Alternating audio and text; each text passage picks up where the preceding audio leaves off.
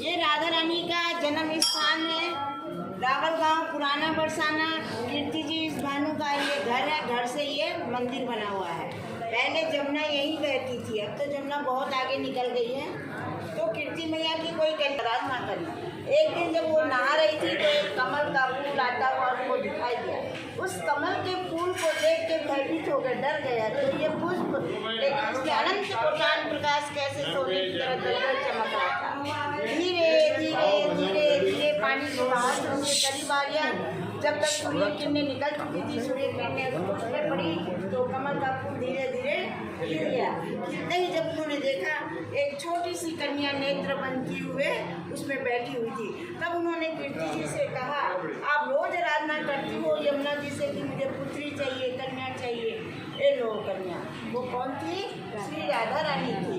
उनके दोनों नेत्र बंद थे। सब जगह ये कहलवा दिया कि हमारे यहाँ कन्या का जन्म हुआ है, लेकिन ये किसी को नहीं बताया कि उनके दोनों नेत्र बंद है।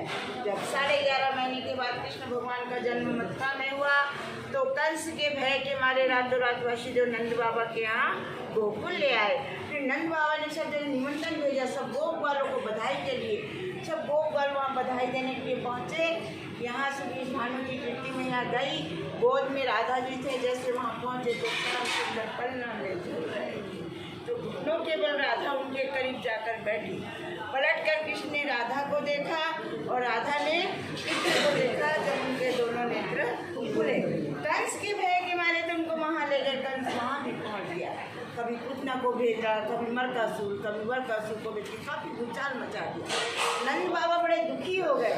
नंद बाबा के पास 9 लाख गायें थी और विष भानु के पास 11 लाख गायें थी। ऐसा है, बोले बताओ क्या किया जाए। कंस बड़ा दुखी कर रखा है, हैरान कर रखा है। इससे अच्छा कहीं दूसरी ओर सबको लेके उस जंगल के पहाड़ पे जाके बस गए।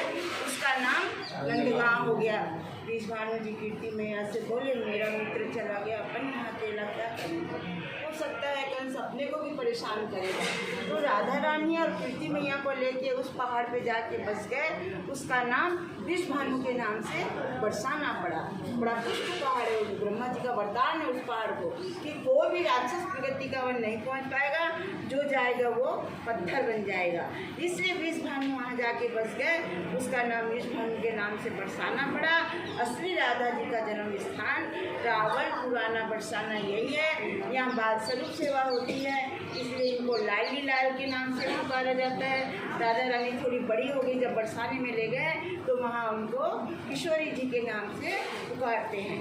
ये जो आप वीडियो देख रहे हैं गल सरकार प्रगट है, इसी जगह से प्रगट है जहाँ से राधा रानी कमल के फूल में लेकर वो पीछे दर्द हुए। तो ये नीचे वाले जो छोटे विग्रह है ना, इनको लेके हमारे जो पूर्वज थे परमानंद जी व्यास राजस्थान जोधपुर से आके यमुना के किनारे काफ़ी वर्ष तक उन्होंने तपस्या की थी। जब श्री जी ने उनको दृष्टांत दिया था कि मैं करील के वृक्ष के नीचे मुझे निकालो, अरे मैया ये तो यमुना का किनारा है, करीली करील टैटी टैटी का पेड़ है, आप कौन से करील में विराजमान होगी। तो बोले एक श्यामा गैया आएगी जहाँ 4 स्थल से दूध की धार देगी, कुछ जगह फुटाएगी। तो तपस्या में लीन मन में चले तो जमुना का किनारा है, गाय चढ़ते रहती है। उन्होंने कोई ध्यान नहीं दिया। जब श्री जी ने दृष्टांत दिया उस गैया का उन्होंने ख्याल रखा। जब वो श्यामा गैया आके गर्भगृह के पास खड़ी होती है और 4 स्तन से दूध की धार देकर जब वो पलट के जाती है, जब उनके परमानंद जी व्यास ने जगह खुदाई की तो ऊपर वाले दोनों विग्रह उसी करील के पेड़ से दूध की करके फिर सुंदरे की स्थापना कर दी गई। बड़ा मंदिर बनाया गया।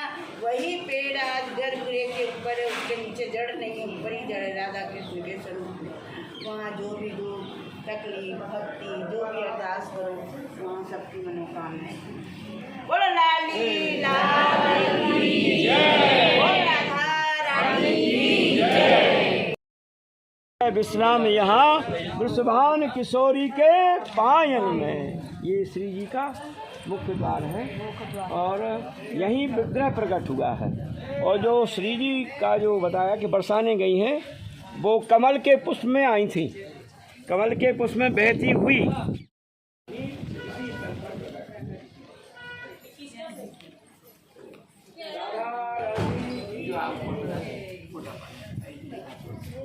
पहले यहाँ यमुना जी बहती थी, यहाँ भी, अब वो वहाँ तक यमुना पहुँच